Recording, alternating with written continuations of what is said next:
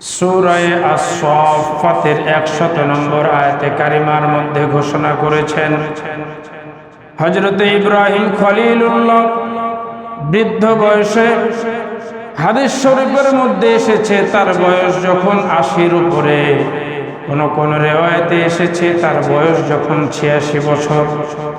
সম্মানিত ভাইরা, বৃদ্ধ বয়সে আল্লাহ রাব্বুল আলামিনের কাছে হযরত ইব্রাহিম খলিলুল্লাহ আল্লাহর কাছে দোয়া করলেন, প্রার্থনা করলেন, রব্বি হাবলি মিনাস সলিহিন। আল্লাহ, তুমি আমাকে একটি নেক সন্তান দান করো, ধৈর্যশীল সন্তান দান করো, আমাকে একটি সুসন্তান তুমি দান করো। আল্লাহ রাব্বুল আলামিন তার হাবিব, তার খলিল, তার বন্ধুর দোয়া, তার প্রার্থনা কবুল করে নিলেন। তার দোয়া কবুল করে নিয়ে তাকে সুসংবাদ দান করে দিলেন। আল্লাহ তাআলা বলেন, ফাবাশশারনাহু বিগুলামিন হালিম। আলহামদুলিল্লাহ পড়ে আল্লাহ তাআলা বললেন, আপনাকে একটি সুসন্তান, নেক সন্তান, ধৈর্যশীল সন্তান আপনাকে আমি আল্লাহ দান করে দিলাম। সম্মানিত ভাইরা, লম্বা কথা, লম্বা ইতিহাস। আপনারা জীবদ্দশায় বহু আলেমের মুখে এই নসিহত আপনারা শুনেছেন, এই কাহিনী, এই বর্ণনা আপনারা শুনেছেন। আল্লাহর খলিল, আল্লাহর বন্ধু হযরত ইব্রাহিম খলিলুল্লাহ এবং তার সুসন্তান, নেক সন্তান, ধৈর্যশীল সন্তান সাইয়েদনা ইসমাঈল আলাইহিস সালামের কথোপকথন, কুরবানি সংক্রান্ত যে কথাবার্তা হয়েছিল, পয়গম্বর ইব্রাহিম আলাইহিস সালাম এবং পয়গম্বর ইসমাঈল আলাইহিস সালামের আল্লাহর প্রতি যে ভরসা, আল্লাহর প্রতি যে প্রেম, মহব্বত, আল্লাহর হুকুম পালনের ব্যাপারে তারা এত পরিমাণে তৎপর ছিলেন যে এই কথাগুলো আল্লাহ তাআলা কোরআনুল মাজিদের মধ্যে কোট করে পরবর্তী জাতির সামনে আল্লাহ তাআলা প্রকাশ করে দিয়েছেন। আরেকবার বলেন আলহামদুলিল্লাহ। সম্মানিত ভাইরা আমার, সাইয়েদনা ইসমাঈল আলাইহিস সালাম যখন তার পিতা হযরত ইব্রাহিম খলিলুল্লাহর সহযোগী হয়ে উঠলেন, তাকে যখন বিভিন্ন কাজে কর্মে সহযোগিতা করছিলেন, ঠিক এমন একটা মুহূর্তে আল্লাহ রাব্বুল আলামিন পয়গম্বর ইব্রাহিম খলিলুল্লাহকে পরপর 3 দিন স্বপ্নে দেখালেন। পরপর স্বপ্নে তিনি দেখলেন, 3 দিন স্বপ্নে তিনি দেখলেন, আমি যেন আমার সুসন্তান ইসমাইলকে আল্লাহর রাহে জবাই করতেছি। আল্লাহ রাব্বুল আলামিন বলেন, ফালাম্মা বালাগা মা'হুস সা'য়া ক্বালা ইয়া বুনাইয়া ইন্নী আরা ফিল মানামি আন্নী আযবাহুক।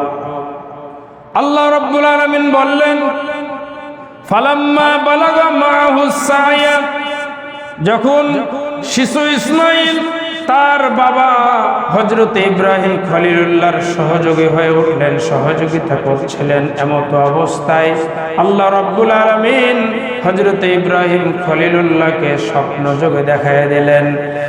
তিনি স্বপ্নে দেখায় দিলেন পয়গম্বর ইব্রাহিম আলাইহিস সালাম তার সুসন্তান হযরত ইসমাঈল আলাইহিস সালামের সামনে গিয়া হযরত ইব্রাহিম খলিলুল্লাহ বলছেন, ইন্নী আরা ফিল মানামি আন্নী আযবাহুক।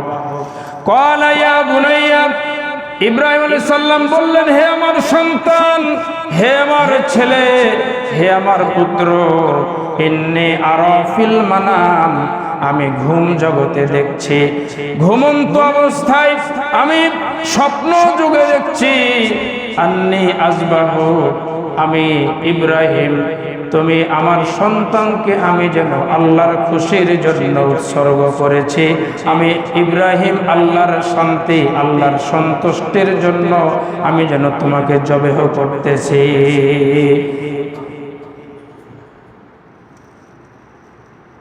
মাযা তারাক ফানজুর মাযা তারাক, হে আমার সন্তান তোমার মতামত কি, তোমার চিন্তা ভাবনা কি, তোমার মতামত তুমি প্রকাশ করো।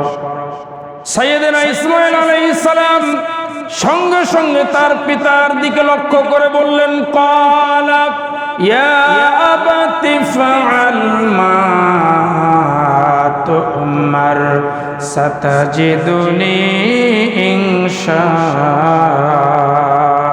ইনশাআল্লাহু মিনাস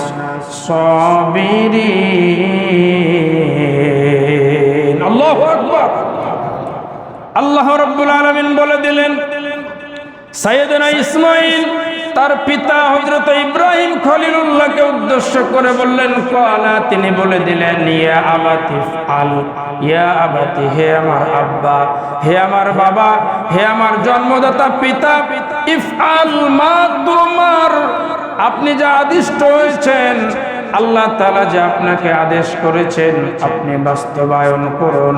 ইফআল, আপনি বাস্তবায়ন করে দেন। সাতাজিদুনি ইনশাআল্লাহু মিনাস সাবিরিন। ইনশাআল্লাহ, আল্লাহ যদি চায় আপনি আমাকে ধৈর্যশীল হিসাবে পেয়ে যাবেন। আমি আমার হাত পা নড়াচড়া করব না, আমি তাড়াহুড়া করব না, আমি নড়াচড়া করব না, আমি একেবারে ঠান্ডা কুল, একেবারে ঠান্ডা হয়ে আপনার ছুরির তলে, আপনার ছোরার তলে আমি শুয়ে থাকবো। বাবা, আপনাকে আমার চক্ষু বাঁধারও দরকার নেই, হাত পা বাঁধারও দরকার নেই। পরবর্তী প্রজন্ম আপনি যদি হাত পা বেঁধে দেন তাহলে পরবর্তী প্রজন্ম, পরের মানুষগুলো তারা জানবে ইসমাঈল রাজি ছিল না, এই কারণে তার হাত পা বেঁধে তাকে কুরবানি করেছে। হে আমার আব্বা, এমনটি আমি চাই না, আমি ধৈর্যশীল। সাতাজিদুনি ইনশাআল্লাহু মিনাস সাবিরিন, আল্লাহ যদি চায় আপনি আমাকে ধৈর্যশীলদের মাঝে পেয়ে যাবেন। আমি ধৈর্যশীল হিসাবে আপনার ছুরির তলায় পড়ে থাকব। আমি কখনো চুল পরিমাণ নড়াচড়া করব না, অধৈর্য হব না, বিশৃঙ্খলা করব না, আপনাকে নিষেধ করব না, আপনাকে বাধা দেব না, আপনার চোখের দিকে আমি তাকিয়ে আপনাকে মায়ার জালে আবদ্ধ করব না। ইয়া আবাতি ফাআল মা তুমার, হে আমার আব্বা, আপনি যা আদেশ পেয়েছেন, আল্লাহ যে আপনাকে আদেশ করেছেন, আপনি বাস্তবায়ন করুন। ইনশাআল্লাহ, আল্লাহ যদি চায়, সাতাজিদুনি ইনশাআল্লাহু মিনাস সাবিরিন, আপনি আমাকে ধৈর্যশীলদের মাঝে পেয়ে যাবেন। আমি ধৈর্যশীল হিসাবে আপনার ছুরির তলায় শুয়ে থাকব। আল্লাহু আকবার পড়েন। সম্মানিত ভাইয়েরা, কি সন্তান আর কি বাবা, কি ঈমান তাদের অন্তরে ছিল, কি ঈমান তাদের অন্তরে ছিল। আজকে যদি আমার বাবা আমাকে বলে যে আল্লাহর সন্তুষ্টির জন্য আমি স্বপ্নে দেখছি যে আল্লাহর সন্তুষ্টির জন্য আমি তোমাকে জবেহ করছি, আমরা এমন সন্তান, আমি বলবো যে না না আব্বু, তুমি ভুল করছো, তুমি আমাকে স্বপ্নে দেখা নয়, আমার বড় ভাইকে স্বপ্নে দেখেছো। না না, তুমি ভুল করছো, আমাকে স্বপ্নে দেখো নাই, তুমি আমার ছোট ভাইকে স্বপ্নে দেখেছো। আমি নিজে বাঁচার জন্য প্রাণপণ চেষ্টা চালাবো। সম্মানিত ভাইয়েরা, আল্লাহর নবী, আল্লাহর খলিল, আল্লাহর বন্ধু, আল্লাহর দোস্ত হযরত ইব্রাহিম খলিলুল্লাহ আল্লাহর সন্তুষ্টির লক্ষ্যে সাইয়েদনা ইসমাঈল তার নিজের কলিজার টুকরা সন্তান বৃদ্ধ বয়সে, বৃদ্ধ অবস্থায় তার একটা সন্তান আল্লাহর কাছে চেয়ে নিলেন। যখন নাকি তার সাথে চলাফেরা করছে, একটু সহযোগিতা করছে, ঠিক এমন একটা মুহূর্তে আল্লাহ রাব্বুল আলামিন তাকে সুস্পষ্ট একটি পরীক্ষার মধ্যে ফেলে দিলেন। আল্লাহ রাব্বুল আলামিন তাকে একটা পরীক্ষার মধ্যে ফেলে দিলেন। সম্মানিত ভাইয়েরা আমার, অতঃপর আল্লাহ রাব্বুল আলামিন বলেন ফালাম্মা আসলামা ওয়া তাল্লাহু লিল জাবিন। শেষ পর্যন্ত যখন এরা দুজন আনুগত্যের শির নত করল, যখন তারা আল্লাহর সন্তুষ্টির জন্য নিজেরা ইচ্ছা প্রকাশ করে নিজেদের শির, নিজেদের মাথা, নিজেদের মস্তিষ্ক যখন আল্লাহর রাহে, আল্লাহর সন্তুষ্টির জন্য যখন তারা নত করলো, নিচু করে দিল, এবং পিতা ইব্রাহিম আলাইহিস সালাম তার পুত্রকে উপর করে শোয়া দিল, উপর করে যখন শোয়া দিল, তখন আল্লাহ রাব্বুল আলামিন সন্তুষ্ট হয়ে গেলেন। বলেন আলহামদুলিল্লাহ। সম্মানিত ভাইয়েরা আমার, পিতা ইব্রাহিম আলাইহিস সালাম তার কলিজার টুকরা শিশু সন্তান সাইয়েদনা ইসমাঈল আলাইহিস সালামকে নিয়ে যখন পিতা পুত্রে রাজি হয়ে গেলেন, যখন তার সন্তানকে উপর করে শোয়ায় দিলেন, ছুরি চালাতে যাবেন, ছুরি যখন চালায় দিবেন, আল্লাহ রাব্বুল আলামিন খুশি হয়ে গেলেন, আল্লাহ রাব্বুল আলামিন সন্তুষ্ট হয়ে গেলেন, আল্লাহ রাব্বুল আলামিনের আরশ আজিম খুশি হয়ে গেল। আল্লাহ তাআলা ডাক দিলেন ওয়া নাদাইনাহু আইয়া ইব্রাহিম। আল্লাহ তাআলা ডাক দিলেন, হে ইব্রাহিম, কদ সাদ্দাকতার রুইয়া, তুমি তোমার স্বপ্নকে বাস্তবায়ন করেছো। আলহামদুলিল্লাহ বলেন। আল্লাহ তাআলা বলছেন, ইব্রাহিম, তুমি তোমার স্বপ্নকে বাস্তবে রূপদান করেছো,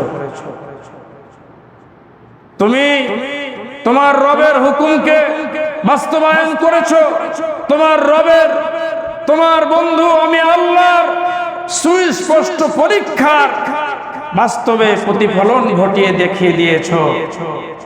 সুতরাং তোমার সন্তানকে আমি আল্লাহ জবেহ করব না।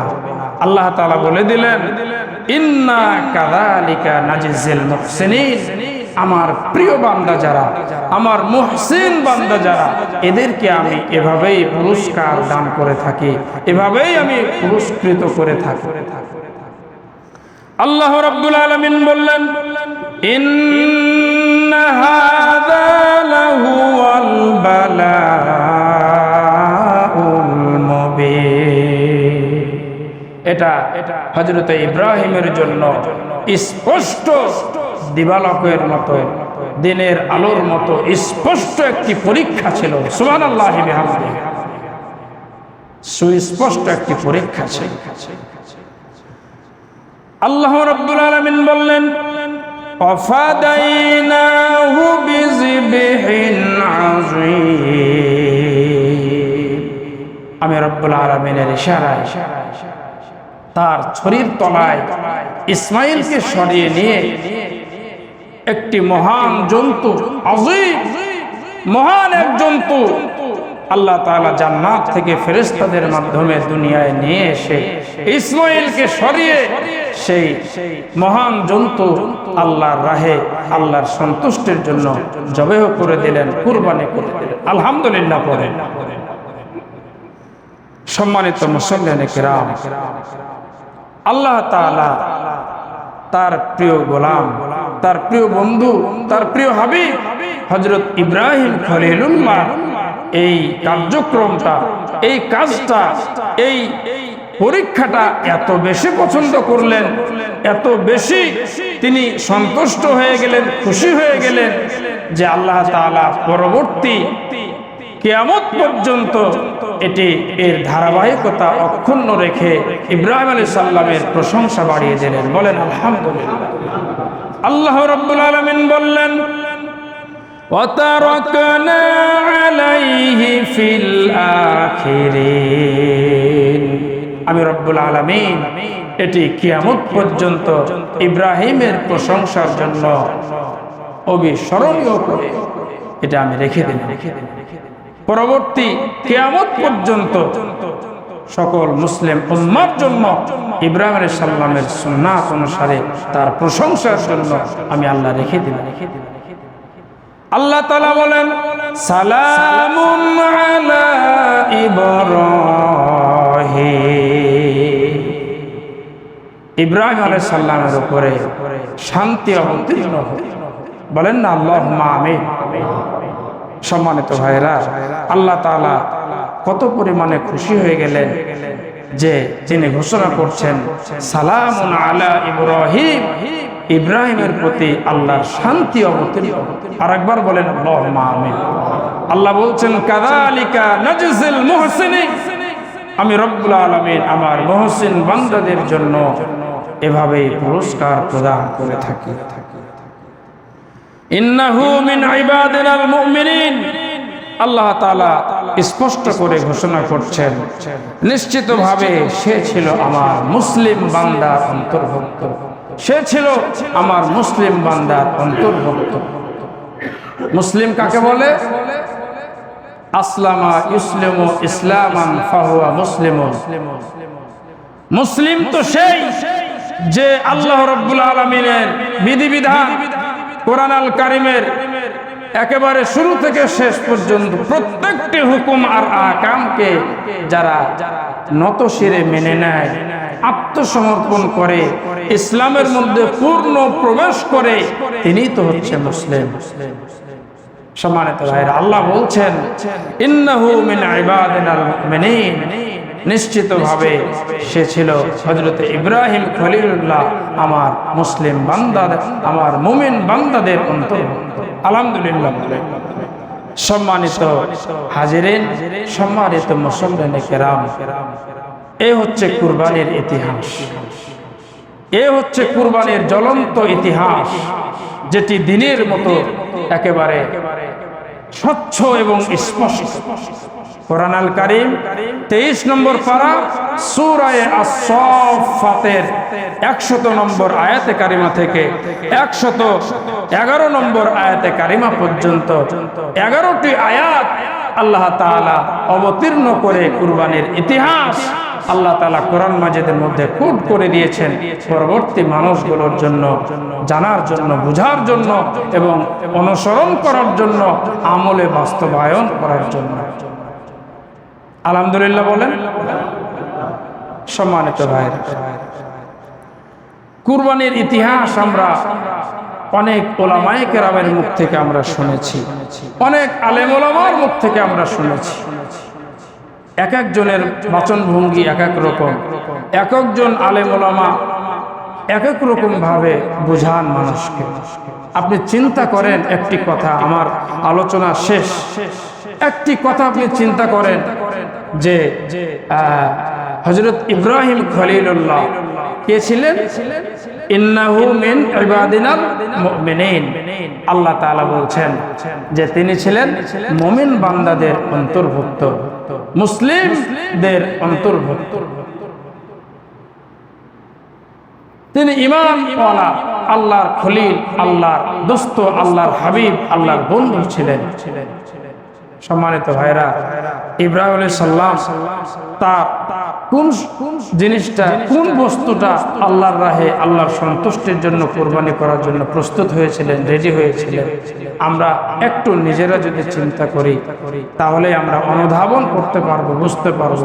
চিন্তা করতে পারেন, বৃদ্ধ বয়সে, শেষ বয়সে আল্লাহর কাছে একটা আরজি করলেন, আল্লাহ আমাকে একটা সন্তান দাও।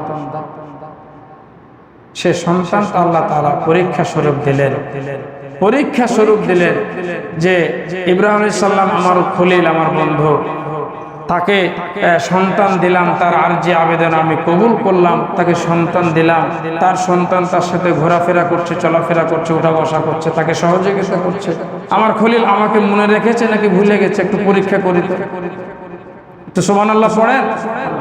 সম্মানিত ভাইরা, আল্লাহ তাআলা পরীক্ষায় ফেলে দিলেন পয়গম্বর ইব্রাহিম আলাইহিস সালাম, তার সবচাইতে উত্তম, সুন্দর, শ্রেষ্ঠ এবং কলিজার টুকরা, প্রিয় বস্তু, প্রিয় সন্তান, প্রিয় পুত্র শিশু ইসমাঈলকে জবাহ করার জন্য রেডি হয়ে গেলেন। আল্লাহু আকবার, আল্লাহ।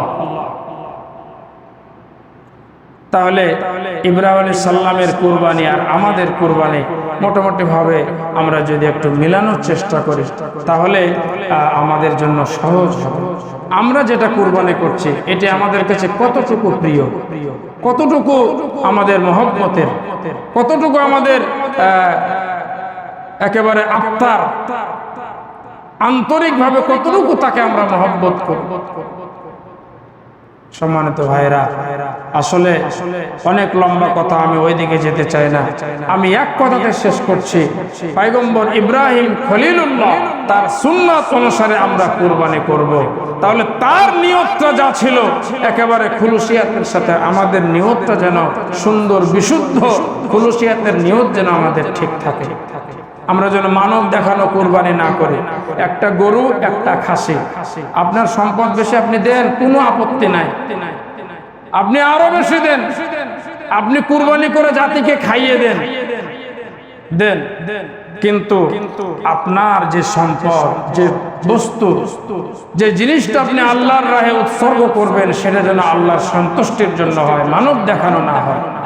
মানব দেখানো যদি কুরবানি হয় আল্লাহর হস্তে সেটি মানবের কাছেই থেকে যাবে, আল্লাহর কাছে পৌঁছে যাবে না। লা ইয়ানালাল্লাহ লুহুমুহা ওয়ালা দিমাউহা ওয়ালাকিন ইয়ানালুহুত তাকওয়া মিনকুম। আল্লাহু আকবার বলেন। আল্লাহর কাছে কুরবানির পশুর রক্ত, মাংস, নাড়ি ভুড়ি কোনো কিছু পৌঁছে যায় না, আল্লাহর কাছে পৌঁছে যায় ওয়ালাকিন ইয়ানালুহুত তাকওয়া মিনকুম। মানুষের, আল্লাহর প্রিয় বান্দাদের অন্তরটা, তাদের তাকওয়াটা, আল্লাহ ভীতিটা আল্লাহর কাছে কবুল হয়। আলহামদুলিল্লাহ পড়েন। সুতরাং এই তাকওয়া, এই আল্লাহ ভীতি, এই ঈমান আল্লাহর সন্তুষ্টির জন্য যেন হয়, মানব দেখানো যেন না হয়। আল্লাহ তাআলা আমাদের সকলের নিয়তকে বিশুদ্ধ নিয়ত হিসাবে কবুল করুন। আর একবার পড়ি আল্লাহুম্মা আমিন। সম্মানিত মুসল্লিয়ানে কেরাম, ইব্রাহিম আলাইহিস সালামের বংশধর, ইব্রাহিম আলাইহিস সালামের সন্তান ইসমাঈল আলাইহিস সালামের বংশধর হচ্ছে আমার আপনার দিনের নবী, ধ্যানের ছবি, বিশ্ব নবী হযরত মুহাম্মদ রাসূলুল্লাহ সাল্লাল্লাহু আলাইহি ওয়াসাল্লাম। তাকে জিজ্ঞাসা করা হয়েছে, সাহাবায়ে কেরাম জিজ্ঞাসা করেছেন, ইয়া রাসূলুল্লাহ, ইয়া হাবিবাল্লাহ, কুরবানি আমরা কেন করব? আল্লাহর নবী, বিশ্ব নবী মুহাম্মদ রাসূলুল্লাহ সাল্লাল্লাহু আলাইহি ওয়াসাল্লাম স্পষ্ট ভাষায় বলে দিয়েছেন, সুন্নাত আবিকুম ইব্রাহিম, এটি হচ্ছে আমাদের জাতির পিতা ইব্রাহিম খলিলুল্লাহর সুন্নাত অনুসারে আমরা কুরবানি করব। সম্মানিত ভাইরা, ইব্রাহিম আলাইহিস সালামের সুন্নাত অনুসারে আমরা কুরবানি করব।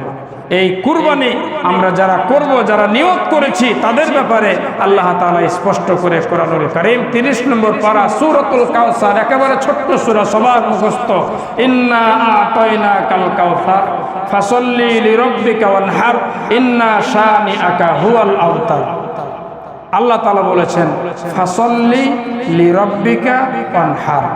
দুটো কথা, এক নম্বর হলো নামাজ আদায় করো, এরপরে তোমার রবের জন্য, এরপরে তুমি কুরবানি করো। কি ফাসল্লি, তুমি নামাজ আদায় করো, লি রব্বিকা, তোমার রবের জন্য, ওয়ানহার, তারপরে তুমি কুরবানি করো। কোরআন মাজিদের অন্যত্রে আল্লাহ বলেছেন ইন্না সলাতি, নিশ্চয় আমার নামাজ, ওয়া নুসুকি, আমার কুরবানি, ওয়া মাহইয়ায়া, আমার জীবন, ওয়া মামাতি, আমার মরণ, লিল্লাহি রাব্বিল আলামিন। আল্লাহু আকবার বলেন। শুধুমাত্র, কেবলমাত্র, একমাত্র আল্লাহ রাব্বুল আলামিনের জন্য আমার জীবন। তাহলে আগে নামাজ, পরে কুরবানি। এই কথাগুলো আল্লাহর কোরআন থেকে বলছি, আমি ইমাম সাহেবের বানানো কথা নয়, আল্লাহর কোরআন থেকে আপনাদের সামনে উপস্থাপন করলাম। মানবেন, আপনার জন্য কল্যাণ, আপনার জন্য মঙ্গল। মানবেন না, আপনার জন্য অকল্যাণ, আপনার জন্য অমঙ্গল, আপনার জন্য ক্ষতির কারণ। আল্লাহ তাআলা সবাইকে বুঝ দিয়েছেন, সবাইকে জ্ঞান দিয়েছেন, বিবেক দিয়েছেন, বিবেচনা করার জন্য, সঠিকটা জাস্টিফাই করার জন্য, বুঝার জন্য। আজকে আমরা কতটুকু এই কথাগুলো অনুধাবন করছি আসলে জানার বিষয়, মানার বিষয়।